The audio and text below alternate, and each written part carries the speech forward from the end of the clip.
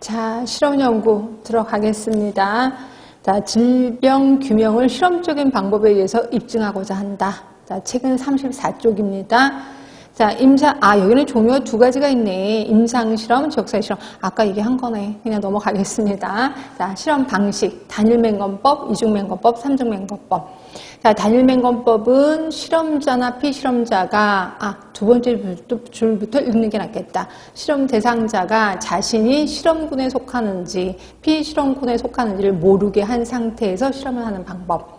자, 그런데 비해서 이중맹건법. 피실험자는 물론 실험자도 누가 실험군이고 누가 피실험군인지를 모르게 하고 실시하는 실험 방법.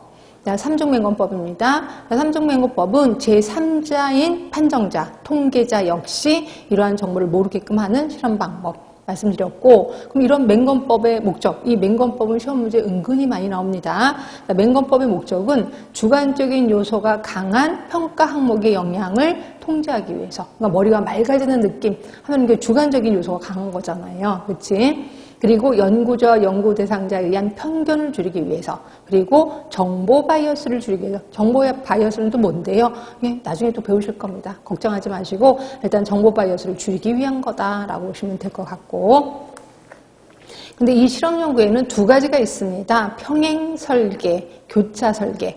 평행 설계는 처음부터 연구 대상자가 치료군이면 끝까지 치료군, 그리고 비교군이면 끝까지 비교군. 결국 실험군이 있고 대조군이 있다면 이 사람은 계속 실험군이야, 이 사람은 계속 대조군이야.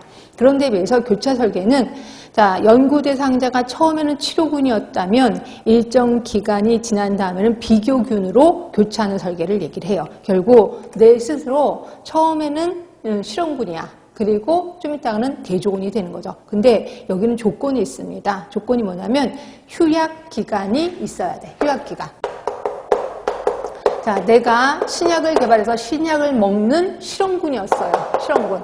자, 그리고 나면 이제 대조군으로 갈 건데, 대조군으로 가기 전에 바로 가는 게 아니라 휴약기간, 약을 끊는 기간이 있어야 되는 거죠. 왜? 그다음부터 비타민C, 미약을 먹을 거거든요. 결국 처음에 먹었던 치매약, 신약하고, 그 다음에 위약을 먹는 과정에서, 비타민C인 위약을 먹는 과정에서 그 약을 끊는 기간, 휴약기간을 좀 둬야 된다. 왜냐면 이거 서로 둘 간에 또 상호작용을 일으킬 수 있잖아요. 그래서 여러분들은 휴약기간을 둬야 되는 게 교차 설계구나라고 머릿속에 좀 기억을 해주시면 좋습니다. 그렇게 있을 겁니다.